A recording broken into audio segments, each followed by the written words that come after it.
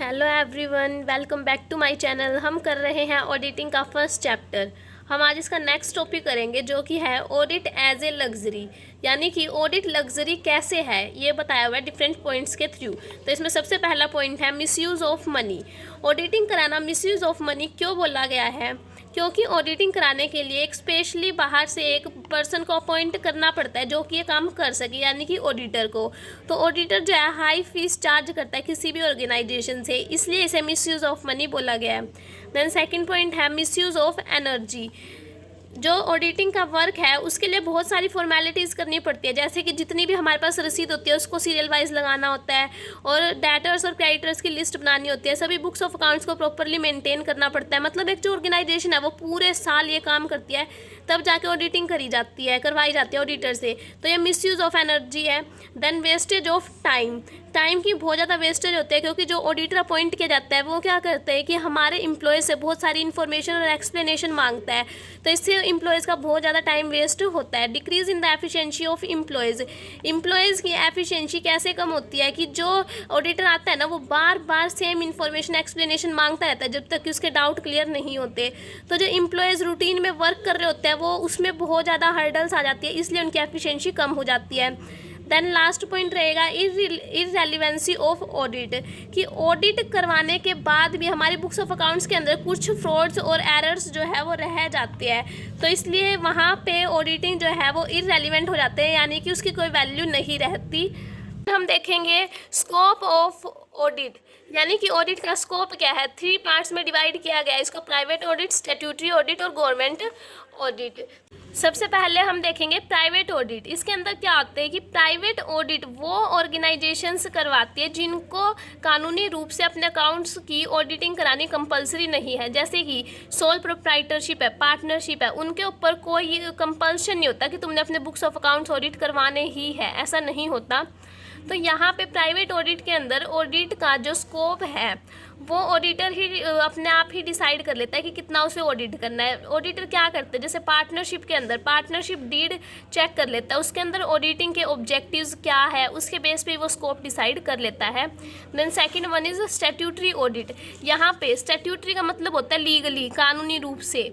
तो statutory audit का scope क्या रहेगा, इसके अंदर क्या आता है कि वो ऑर्गेनाइजेशन से स्टैट्यूटरी ऑडिट कराती है जिनके लिए कानूनी रूप से ऑडिटिंग कराना जरूरी होता है, जैसे कि कंपनीज होगी, पब्लिक ट्रस्ट, बैंक्स, इंश्योरेंस, ये सब होती है जो ये स्टैट्यूटरी ऑडिट कराती है। और स्टैट्यूटरी ऑडिट के अंदर जो है ऑडिटिंग का स्कोप डिसाइड नहीं होता, वहाँ पे ऑब्जेक्टिव बता दिया जाता है कि ऑडिटिंग का ऑब्जेक्टिव क्या है, कि भाई हम अपनी लीगल रिक्वायरमेंट्स को पूरा करने के लिए ऑडिटिंग करवा रहे हैं। तो स्कोप जो है ऑडिटर खुद डिसाइड कर लेता है, ऑब्जेक्टिव को देखते हुए ऑडिटर खुद स्कोप डिसाइड कर लेता है। Then the third one is scope of government audit, यानी कि जितनी भी गवर्नमेंट ऑर्गेनाइजेशंस ऑडिटिंग कराती है वो इसके अंदर आता है गवर्नमेंट ऑडिट के अंदर। इसके अंदर क्या आता है कि जैसे इंडिया में क्या रहता है कि जो हमारा प्रेसिडेंट है ना वो कॉम्प्ट्रोलर या ऑडिटर जनरल को अपॉइंट कर लेता है। ये दोनों कौन होते हैं, हेड होते हैं, ये ऑडिटर के, गवर्नमेंट ऑडिटर के हेड होते हैं।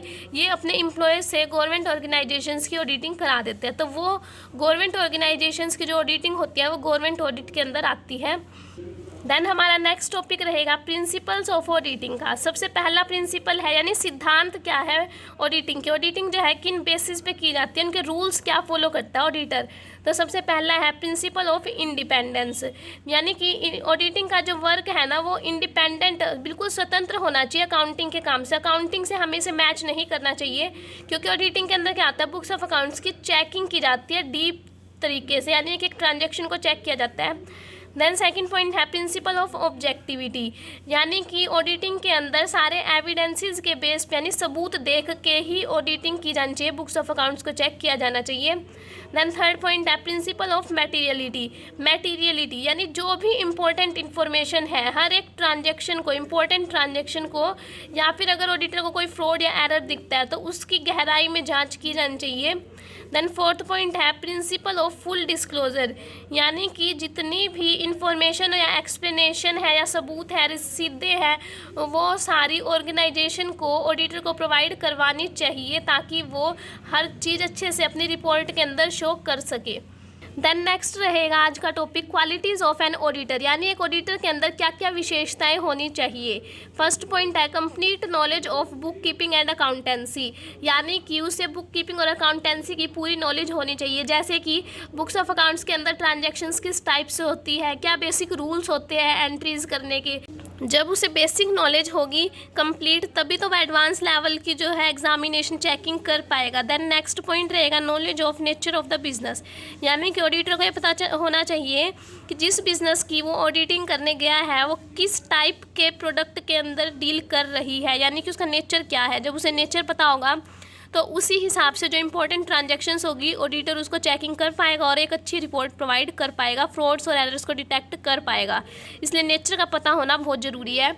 देन नेक्स्ट पॉइंट है नॉलेज ऑफ वेरियस एक्ट्स, यानी कि ऑडिटर को डिफरेंट एक्ट्स का पता होना चाहिए, जैसे कि partnership act, companies act, income tax act, ये डिफरेंट एक्ट्स का पता होना चाहिए, तभी तो ऑडिटर जो है एक अच्छे से ऑडिटिंग कर पाएगा ऑर्गेनाइजेशन के डिफरेंट एक्ट्स के according. Expert in the work of auditing, यानी कि ऑडिटर जो है अपने काम के अंदर एक्सपर्ट होना चाहिए, उसने डिफरेंट जो है लॉज रूल्स और रेगुलेशंस को फॉलो किया हो, टाइम टू टाइम ऑडिटिंग की प्रैक्टिस की हो, इस टाइप से वो एक्सपर्ट होना चाहिए। Then next point impartial and honest, यानी कि ऑडिटर जो है वो ऑनेस्ट होना चाहिए, सच्चाई से वो सारी फ्रॉड्स एरर्स को डिटेक्ट करके अपनी रिपोर्ट के अंदर शो करे। और इम्पार्शियल होना चाहिए, यानी कि बायस्ड नहीं होना चाहिए, वो किसी का पक्षपात ना करे, जो भी चीज़ है वो सच्चाई के साथ अपनी रिपोर्ट के अंदर शो करनी चाहिए, उसे अपनी ड्यूटीज़ को पूरा करना चाहिए। देन सिक्स्थ पॉइंट रहेगा industrious, vigilant and clever. Industrious मतलब कि इंडस्ट्रियल रिलेशन के साथ वो अपना वर्क करे, विजिलेंट यानी उसे बहुत ज़्यादा अलर्ट होना चाहिए चेकिंग करते हुए, और क्लेवर यानी कि वो इतना क्लेवर होना चाहिए कि सभी एम्प्लॉयज़ से एक्सप्लेनेशन और इन्फॉर्मेशन जो है निकलवा सके। देन नेक्स्ट पॉइंट प्रैक्टिकल, यानी कि ऑडिटर जो है वो प्रैक्टिकल होना चाहिए कि भाई अगर कोई एम्प्लॉय कोई इन्फॉर्मेशन छुपा रहा है तो ऑडिटर को उसकी बात करने के तरीके से ही पता चल जाए और वो इन्फॉर्मेशन जो है प्रैक्टिकल तरीके से निकलवा सके, यानी एम्प्लॉयज़ को बुरा भी ना लगे और ऑडिटर सच भी बुलवा ले, इस टाइप से वो प्रैक्टिकल होना चाहिए। Then next point independent and fearless, कि जो ऑडिटर है वो स्वतंत्र होना चाहिए, कि जो भी फ्रॉड और एरर है वो स्वतंत्र रूप से रिपोर्ट के अंदर शो कर सके, उस पर किसी का दबाव ना हो, किसी का डर ना हो। देन नेक्स्ट पॉइंट सीक्रेसी, यानी कि ऑडिटर इस टाइप को बुलाना चाहिए जो हमारी ऑर्गेनाइजेशन की जो इम्पोर्टेंट इन्फॉर्मेशन है उसको सीक्रेट रख सके, ये नहीं है कि जाके मार्केट में सबको बता दे, ऐसा ऑडिटर नहीं होना चाहिए। 10th पॉइंट रहेगा नॉट अनड्यूली सस्पिशियस, यानी ऑडिटर जो है वो बेवजह संदेह वाला नहीं होना चाहिए, यानी कि ये नहीं है कि वो थोड़ी सी ट्रांजैक्शन देखते ही अपने माइंड में जो है संदेह बिठा ले कि भाई हाँ यहाँ पे फ्रॉड और एरर हो सकता है, तो बिना बात के उसे संदेह वाला नहीं होना चाहिए। जब वो कंप्लीट एग्जामिनेशन कर ले उसके बाद ही उसे अपना कोई ओपिनियन बनाना चाहिए किसी भी कंपनी को लेके। देन 11th पॉइंट रहेगा ability to express himself clearly and influentially, यानी कि ऑडिटर जो है इस टाइप का होना चाहिए कि अपनी उसने जो भी चेकिंग के दौरान देखा वो उस चीज़ को क्लियरली एक्सप्लेन कर सके, वर्ड्स के अंदर रिपोर्ट में लिख सके, क्लियरली कर सके, इन्फ्लुएंशियली यानी प्रभावित कर सके दूसरों को, कि जो उसने बोला है वो दूसरों को बात समझ भी आ जाए, इस टाइप का होना चाहिए ऑडिटर। देन आज का हमारा लास्ट टॉपिक रहेगा टाइप्स ऑफ ऑडिटर्स। ऑडिटर जो है 3 तरीके के होते हैं। सबसे पहला है एमेट्योर ऑडिटर, ये इस टाइप का ऑडिटर होता है कि जो ऑडिट करना होता है ना वो इसकी हॉबी होती है, यानी कि प्रोफेशन नहीं है, हॉबी है, जस्ट अपने शौक के लिए करता है, और ये ऑनोरियम बेस्ड होता है, यानी कि जिस टाइप से टीचर्स के एग्जाम में ड्यूटी लगती है ना कि एक दिन चले जाते हैं ड्यूटी में, उस चीज़ के उनको पैसे मिलते हैं, उसी टाइप से ये ऑडिटर ऐसा होता है कि जब इसका मन करता है तब ये चला जाता है वहाँ पे और उस चीज़ के पैसे ले आता है, वरना ये अपना कुछ और काम करता है। एमेट्योर ऑडिट को ऑनररी ऑडिटर भी बोला जाता है। देन सेकंड पॉइंट रहेगा प्रोफेशनल ऑडिटर, यानी कि इन ऑडिटर का पेशा जो है, धंधा जो है वो ऑडिट करना ही होता है, मेनली ऑडिटिंग के थ्रू ही अपनी अर्निंग करते हैं, इनका प्रोफेशन मेन ऑडिट ही रहता है।